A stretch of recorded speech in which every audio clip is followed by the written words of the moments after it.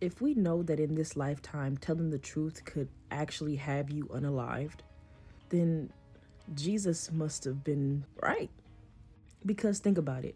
We've heard so many stories and seen so many things when it comes to people finally cracking the code or telling truths about things that they don't want the public to find out about, or just realizing the corruptness that goes on in those secret places to make this world go round. Not for the benefit of the people, obviously, for the benefit of those who are above us, and it bleeds into the communities. And the same people who find out the truth and wants to tell everybody the truth, their lives end up in danger. And with Jesus, Jesus didn't commit any crimes. He didn't, and that's why the Pharisees, the religious teachers kept trying to trip him up, because he didn't even commit crimes against the law. He didn't do anything when he was on earth other than tell people about themselves, and they hated it. And I know there are going to be people that have their own opinions about the Christian faith and everything like that, but I think we all can agree, because there is no recorded anything of Jesus being a menace to society, other than the fact that he was telling people about themselves and they did not want to hear it. Because if Jesus had kept up with their lie, they would have never tried to kill him. If you figure out something within those systems, the systems that are at hand right now, in real time, right now, you figure out the foul play, you figure out the corruptness, and then you go and spread that, like telling people like, hey, this is not what it seems to be. This is not all glitz and glamour. There's actually some wicked stuff going on behind the scenes.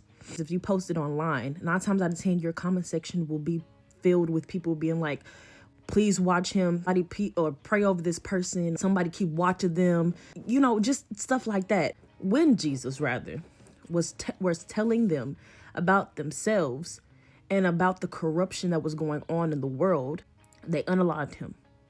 They crucified him. They beat him. He didn't commit any crimes. They just didn't like the fact that he was telling them the truth. Understand me when I say that if we can see in real time people, regular people, non-problematic people, had gotten into high spaces or high places, or have figured out that a lot of what is corrupt is being taught so that we follow a lie, if their lives are put in danger because they told the truth. Because it's easy to believe a lie, because lies, usually they're made to make you feel comfortable. The lie is easy. The truth is hard. And it's so many real life examples I could use that I really don't even know which ones to pick. But just look at your life, especially if you're a person who have good discernment. And you can see when something is corrupt and when something isn't right. But if you go and you say something about it, especially when it comes to like families, I'm gonna just use that for example, families, you go and call out the hypocrisy in families or the wickedness that are in some families. And what do? They ridicule you. They talk about you. They make you seem crazy. And then they isolate you from the family. They make it seem like you're the problem. When people tell the truths about things that may be in government that we never knew about, and they go out and tell people, or you figure some stuff out about life that the government may have never wanted people to know, and you're out telling people, then you're on a watch list. If nothing else proves the words of God, that should be what proves it right there. An innocent man was crucified because he told people the truth, and they did not want to hear it because they were comfortable in controlling people.